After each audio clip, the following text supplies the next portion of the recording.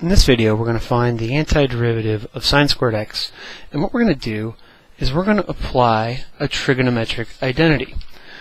And one we're going to apply is a double angle, or half angle, depending on which way you're looking at it, but we're going to apply a double angle identity, and that's that the sine squared of x is equal to 1/2 times 1 minus cosine of 2x.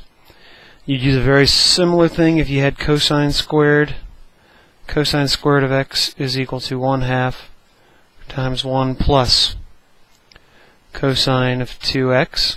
And one really quick check, if you add these together, you'll see that you get 1. Alright, so we're going to use this identity for sine squared. We'd use this one for cosine squared. So what we'll do is we'll rewrite this as 1/2 times 1 minus cosine of 2x dx. Now we have no longer to worry about the sine squared, and we can go to work. So we're going to factor out a 1/2, and we'll have 1 minus cosine of 2x dx, and we can do this piece by piece. So 1/2, the antiderivative of 1, is x.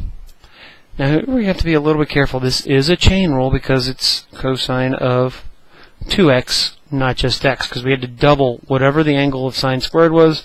We had to double it. If it had sine squared of 3x, this would be cosine of 6x.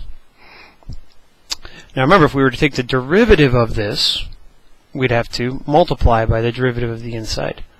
Since we're taking the antiderivative, well, the antiderivative of cosine is sine, so it's minus sine of 2x, and instead of multiplying by the 2, we're going to divide by the 2. And we can check this by taking its derivative. Derivative of sine is cosine of 2x. Multiplying by the 2 would cancel out this 2. Plus c. There's our antiderivative. If we want to, we can multiply through, and we could have x over 2 minus sine of 2x over 4, because we're distributing the 1/2. We could use a double angle identity for sine if we wanted to rewrite this. For instance, sine of 2x equals to sine x cosine x. So depending on what solution manual you're looking at, you might see this rewritten as x over 2 minus 2 sine x cosine x over 4. And those would reduce.